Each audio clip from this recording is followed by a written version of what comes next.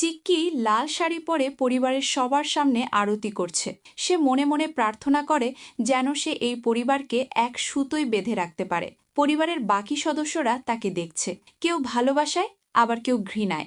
রাম বলে, চিক্কি, চোখ খোলো, তোমার কি হয়েছে? চিক্কি জেগে উঠে এবং শাওয়ারের নিচে তাদের মধ্যে একটি রোম্যান্টিক কিন্তু আবেগঘন মুহূর্ত তৈরি হয়। পরে তারা সেখানেই ঘুমিয়ে পড়ে। ঘরটি ধোঁয়ায় ভরে গেছে। চিকি অনবরত কাশছে। রাম তাকে সাহায্য করার চেষ্টা করছে। রাম বলে, এই ধোঁয়া কোথা থেকে আসছে? ভিউয়ার্স, কেমন আছো সবাই? ভালোবাসি তোমায় এপিসোড ভিডিওটি অনেক আকর্ষণীয় কাহিনীসমূহ নিয়ে। আজকের ভিডিওর পর্বের শুরুতে আমরা দেখতে পাই, এটা তো মশা মারার ধোয়ার মতো লাগছে।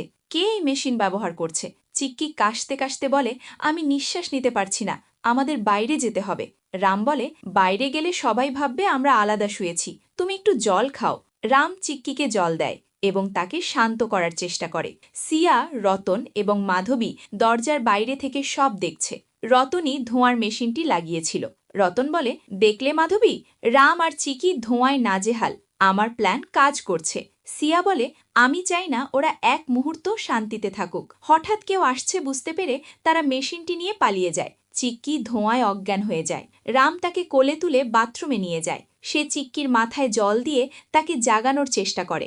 রাম বলে, চিক্কি, চোখ খোলো, তোমার কি হয়েছে? চিক্কি জেগে উঠে এবং শাওয়ারের নিচে তাদের মধ্যে একটি রোম্যান্টিক কিন্তু আবেগঘন মুহূর্ত তৈরি হয়। পরে তারা সেখানেই ঘুমিয়ে পড়ে।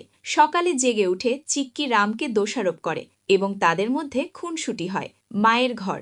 রাম তার মা সুগন্ধার কাছে যায়। সুগন্ধার প্রথমে কিছুটা গম্ভীর থাকেন।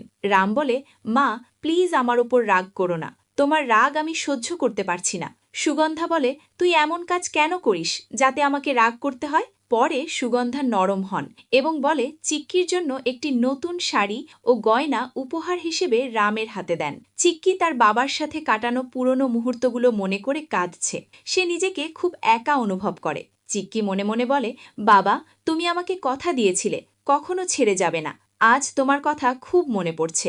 পূজা ও আরতি। চিক্কি লাল শাড়ি পরে পরিবারের সবার সামনে আরতি করছে। সে মনে মনে প্রার্থনা করে যেন সে এই পরিবারকে এক সুতোয় বেঁধে রাখতে পারে। পরিবারের বাকি সদস্যরা তাকে দেখছে, কেউ ভালোবাসায়, আবার কেউ ঘৃণায়। তো ভিউয়ার্স, এই ছিল আজকের ভালোবাসি তোমায় এপিসোডের ধামাকা পর্ব। ভিউয়ার্স, ভিডিওটি ভালো লেগে থাকলে নিজের ভাই মনে করে চ্যানেলটি সাবস্ক্রাইব করে দিবে। আমাদের এই ইউটিউব চ্যানেলে সবার আগে ভিডিও পাবে। ধন্যবাদ।